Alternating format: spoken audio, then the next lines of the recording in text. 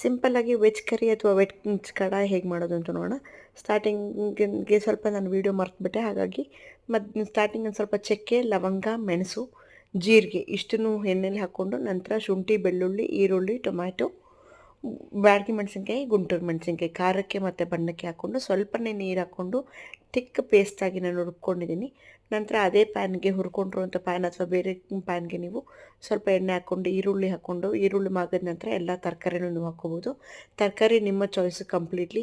ನೀವು ಇದಕ್ಕೆ ಕಾರ್ನ್ ಹಾಕ್ಕೋಬೋದು, ಕಾಲಿಫ್ಲವರ್ ಹೂಕೋಸನ್ನ ಹಾಕ್ಕೋಬೋದು, ನೀವು ತುಂಬಾ ಚೆನ್ನಾಗಿರುತ್ತೆ. ಮಶ್ರೂಮ್ ಹಾಕ್ಕೋಬೋದು, ಪನ್ನೀರನ್ನ ನೀವು ಆ್ಯಡ್ ಮಾಡ್ಕೋಬೋದು, ಏನನ್ನ ಹಾಕ್ಕೋಬೋದು. ನಾನಿಲ್ಲಿ ಬೇಯಿಸಿರ್ತಕ್ಕಂಥ ಹಸಿ ಬಟಾಣಿ ಮತ್ತು ಕಾರ್ನ ಬೇಯಿಸಿಟ್ಕೊಂಡಿದ್ದೀನಿ. ಪನ್ನೀರನ್ನ ನೀವು ಕೊನೆಗೆ ಸೇರಿಸ್ಕೋಬೇಕು. ತುಂಬಾ ಸ್ಟಾರ್ಟಿಂಗ್ಗೆ ಫ್ರೈ ಮಾಡಿಬಿಟ್ರೆ ರಬ್ಬರ್ ಆದಂಗೆ ಆಗುತ್ತೆ. ಲಾಸ್ಟಿಗೆ ನೀವು ಸುಮ್ಮನೆ ಪನ್ನೀರ್ ಹಾಕಿ 2 ನಿಮಿಷ ನೀವು ಬಾಡಿಸೋದ್ರಿಂದ ಸಾಫ್ಟಾಗಿ ಹಾಗೇ ಇರುತ್ತೆ.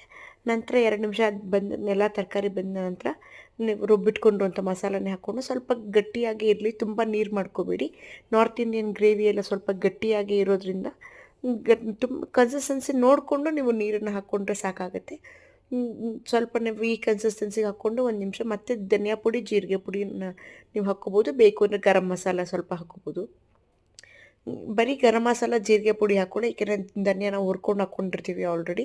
ಹಾಗಾಗಿ 1-2 ನಿಮಿಷ ಇದನ್ನು ನೀವು ಮುಚ್ಚಿಬಿಟ್ಟು ರುಚಿಗೆ ತಕ್ಕಷ್ಟು ಉಪ್ಪು ಹಾಕ್ಬಿಟ್ಟು ಚೆನ್ನಾಗಿ ಕೈಯಾಡಿ ಮುಚ್ಚಬೇಕು. ಒಂದು 10 ನಿಮಿಷಗಳ ಕಾಲ ಚೆನ್ನಾಗಿ ಲೋ ಫ್ಲೇಮಲ್ಲಿ ನೀವು ಕುದಿಸ್ಬಿಟ್ರೆ ಅದು ನೀರೆಲ್ಲ ಅಬ್ಸಾರ್ಬ್ ಆಗಿ ನೀಟಾಗಿ ಒಂದು 10 ನಿಮಿಷದಲ್ಲಿ ನಿಮ್ಮದು ವೆಜ್ ಕಡಾಯಿ ರೆಡಿ ಆಗುತ್ತೆ. ಎಲ್ಲ ತರಕಾರಿ ಹೆಚ್ಚಿಟ್ಕೊಂಡಿದ್ರೆ ಅರ್ಧ ಗಂಟೆಯಲ್ಲಿ ಚಪಾತಿ, ಪರಾಟ, ರಾತ್ರಿ ಡಿನ್ನರ್ ಅಥವಾ ಬೆಳಗ್ಗೆಗೆ ಗೆಸ್ಟ್ ಬರ್ತಾ ಇದ್ದಾರೆ ಅಂದರೆ ತುಂಬ ಚೆನ್ನಾಗಿರುತ್ತೆ. ಮೇಲೆ ಕಸೂರಿ ಮೇಥಿ ಮತ್ತು ಸ್ವಲ್ಪ ಫ್ರೆಶ್ ಕ್ರೀಮ್ ಇದ್ದರೆ ಕ್ರೀಮ್ನ ನೀವು ಹಾಕ್ಕೊಂಡು ಗಾರ್ನಿಷ್ ಮಾಡ್ಕೋಬೋದು. ತುಂಬಾ ಚೆನ್ನಾಗಿರುತ್ತೆ. ಒಂದು ಸತಿ ಟ್ರೈ ಮಾಡಿ.